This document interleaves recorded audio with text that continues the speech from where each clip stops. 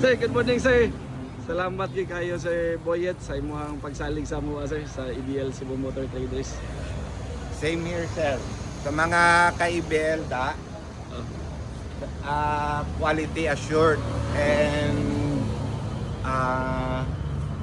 value for money ang mga unit ni Sir Emil. At ang pinakamaganda, hindi mahirap kausap si Sir Emil. Yan lang ang the best sa kanila. Sir Boyet, salamat gid kayo. Okay. Thank you sir. Halong ka da sir. Kapalix pa kulod. Thank you sir. Thank you again. Bye sir.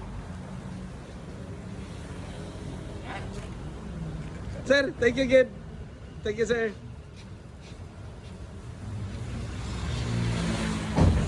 Din, palihog tag tuan kaya